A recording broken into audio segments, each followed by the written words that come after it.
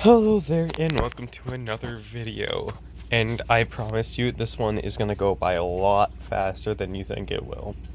I am ranking every single team from worst to first with every single team composition. If we try to create a new squad, as you can tell, nothing there. And so from that, we are starting at the bottom and we are going to scroll upwards the list to see what it is, and of course all 5 of the GLs are at the bottom. So we have the units who are completely useless. They have utterly no use in the game besides a couple of niche uses, like the Ewoks can be used with other Ewoks, but Magma Trooper can be used in a place of a different trooper. Visas doesn't really have many uses outside of Chex teams, and Sentinel Droid doesn't really have any use outside of droid teams in very specific droid Jawa teams in the tank raid. And then Ugnaught has no use besides being a gear farm. Then we get up, and this is where the next tier separates into the next tier, which is teams that are competent, that can do things. We have Tuskens, which are, Tuskens, and then we have Miscellaneous Sith. Now, these Sith aren't terrible, because, they just aren't. Savage has his abilities, Darth Maul can gain second offense, and Darth Sidious is Force Spear Relic 7, so he can wipe out some low-level Jedi teams, and Darth Talon is, within herself, an okay unit who can help outspeed certain teams, but I think that team that is all the way up there is better in their current lineup. Then we have low-level rebel teams with just random rebels. These teams are just really there just to fill out the roster, I guess. And then we have Galactic Republic teams, because, Galactic Republic troops are really hard to come by, or are not really hard to come by, so when they have to be all piled on like this, it kind of makes things a little difficult. Then we have an Imperial team, which is Gar, Saxon, and Imperial Super Commando, with the 3 other Imperials that I have, besides Magma Trooper, that are not been shown so far. And then we have a Rolo team. This Rolo team is not a bad one, as it has revives, tanks, damage, and then Kyle Katarn, which, he needs to go with Rebel Fighters over Rebels, but my Rebel Fighter has different synergy. And then this is a tier break. We have Wampa as the tier break himself, because he can solo all the teams below him, and with, I'd say with good preparation, he can solo any of the teams he can solo, 1 or 2 of the teams above him, especially if he's, better modded, higher relic, etc., etc. And then we have Mandalorians with Sabine, because I'm not going to put Bam with my Mandalorians when I have other Mandalorians, and besides, Maul also with these Mandalorians, so it's gonna seem real fast. And then we have Jawas, who are really good, really useful, have a couple of niche uses, but they can be used nonetheless. And then you have the Prepared Crew, which is a generally nice, natural crew to use with each other, because of their synergy, and usually you use Kira lead, but guess what? Dash Rendar's in the game, he's a good leader, he's shown that this Prepared Crew can be really, really good with really high damage, so it's nice. And then you have Ewoks, which, again, they're not a defensive team, they are an offensive team, so you want to use them on offense.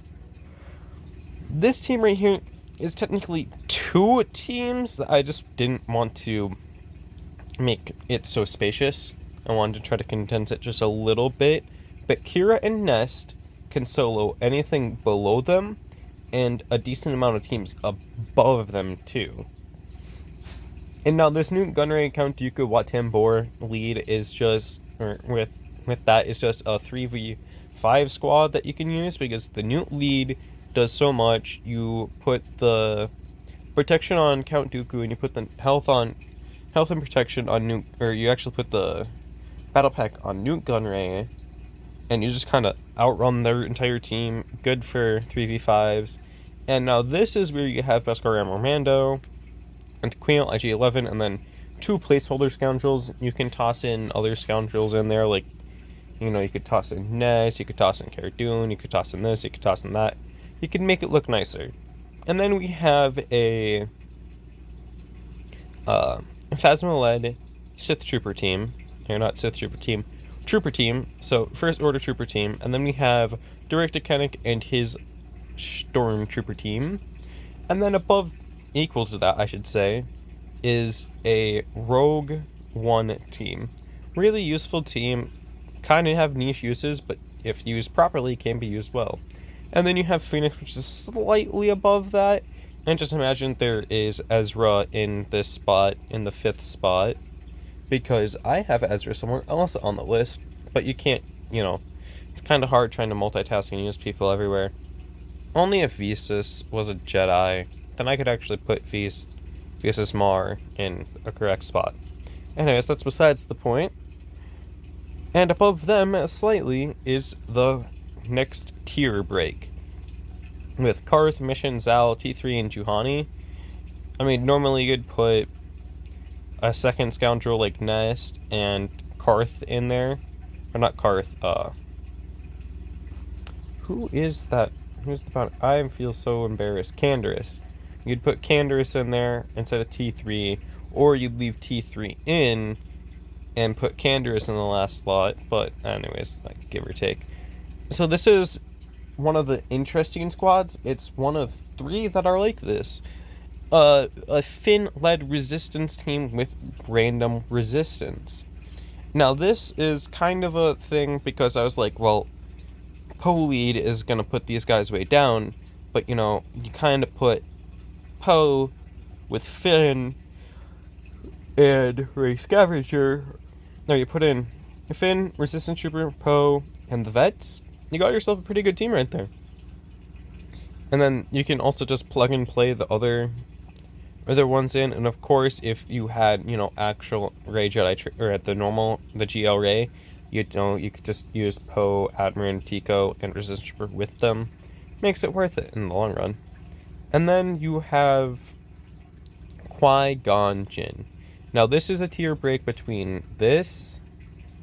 Or, actually, no, there's no tier break at Karth. Because Karth can get soloed by one character. And then the tier break is here. But the tier break is temporary. I am yet to test out this Qui-Gon Jin lead in Grand Arena. So I don't want to do that. I don't want to say that this is a good team until it's proven so. But this is where it's going to be ranked for now because it's better. It's probably going to be better than a Finn lead. But it's not as good as Night Sisters. And Night Sisters are all together because the normal ones are Talzin, Ventress, Daka, and Zombie. And then you can substitute that last spot between Spirit, Talia, Acolyte, and Initiate if you really wanted to. But most people use Spirit. You can shuffle in Acolyte if you wanted to for certain things, and you can use Talia. And that's why in 3v3s, Night Sisters are quite deadly. Because you can get 2 full teams that are both really good. And then you have Mon Mothma and the Rebel Fighters, which I use Wigs with, and Cara Dune and Honorable Scout. Because my BAM's not that good, so Cara doesn't need to be there. And then when Cara is there, that's when I can bring up Kyle Katarn and put Kyle in that spot. But as for now, it goes Kylo Ren Unmasked and his First Order team. As you can see, it's a kind of just 2 tanks. Kylo Ren does all your damage. General Hux and First Order Officer kind of manipulate the entire battlefield. Then we have a tier break with Darth Traya-led Sith Triumvirate. And now you're going to be like, well, why didn't you just put 3 of them instead of all 5? And it's like, well, first of all, I'd rather have a full team over the fact of having just 3. And second of all, because I didn't want to put the other Sith with anyone else. If that makes sense. Anyways, that is the tier break between those 2 teams, because Kylo Ren can hold on defense to a lot of the higher teams, but on offense, they are going to time out because they just don't have the offensive output. They're meant to be a defensive stall team, not an offensive just go get it team unless you put in Sith Trooper for First Order Officer or First Order Stormtrooper. Anyways, then we have the Bounty Hunters. Now, because there's such a large variety of Bounty Hunters and you can make so many different varieties of Bounty Hunters, I mean, there's 13 of them in the game right now, and no one has Boba Fett, right? Has the Scion and Jango. So, it's kind of just limited to, oh, hey, how creative can you get with all of these 13 Bounty Hunters? And right now you can make so many different teams with so many different leads. It's kind of nuts. I will say that myself. Anyways, then you get Geonosians and Empire. These two kind of go hand in hand. Geo is the defensive team of the two. And I will say this, though, the Empire team, not this one, on the King James, has gotten several holds and is quite a good, outstanding, strong team on defense somehow.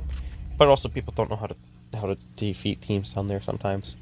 Anyways, when you have Emperor Palpatine and Darth Vader together, it's the hands down. I've been yawning. Hands down best duo in the game. And that's why they're able to be right there. And the next up is Jedi Knight Revan. What a fall from grace. Used to be a number 1 team in the game till Darth Revan got out and Jedi and General Grievous got properly reworked. And now they just been finding a falling ever since. And, you know, Plo Koon and Ezra, they're standing Jedi. Plo Koon's good for getting Terminator to that team, though, and Ezra's there as a 5th Jedi to do damage because I have Yoda somewhere else right now. And that is a tier break. Even though Jedi can beat it on offense, Grievous can beat Jedi on defense. So yeah. So, General Grievous droids and Imperial troopers are 2 of the best teams in the game. As you can tell, there's a little bit of power difference between the two, but that's just something because, you know, Moff Gideon's gear 11, and I have 2 other gear 12s, and there's a gear 7 versus a gear 6, and gear 3s versus 2 relic 5s. I meant to say relics that entire time. Anyways, the next team is the Bad Batch. Now, the thing is that Omega makes the Bad Batch better and worse at the same time. You can use the Bad Batch, just Hunter, Tech, Echo, and Wrecker. You can use just those 4, and you're going to be completely fine. However,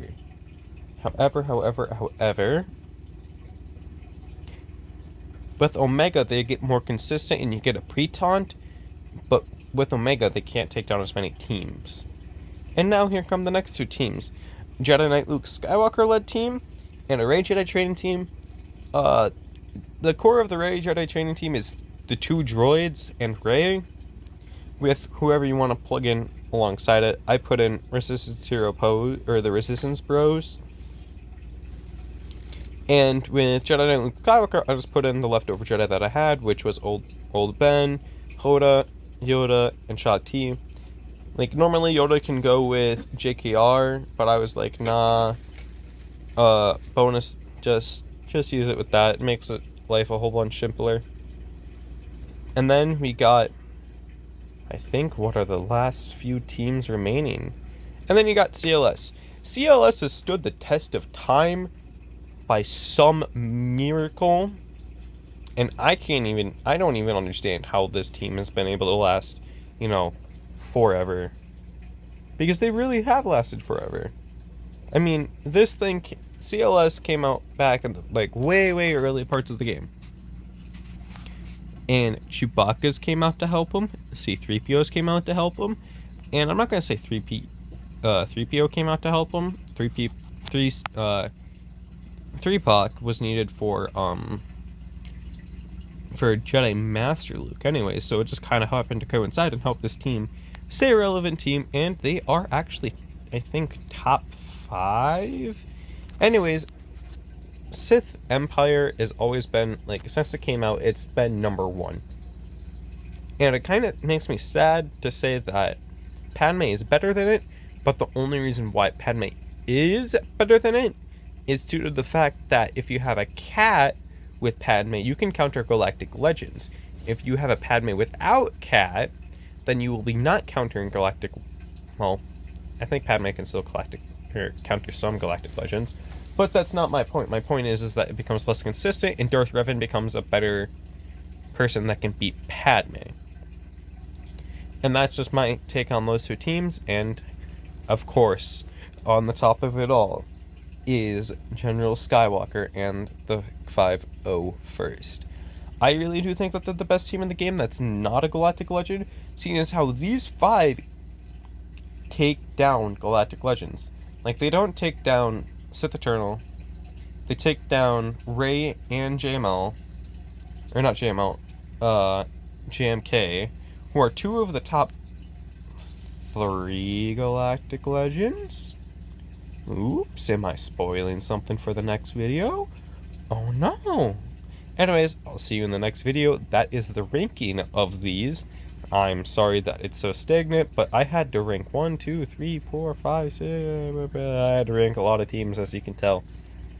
Anyways, I'll see you in the next episode. Bye-bye.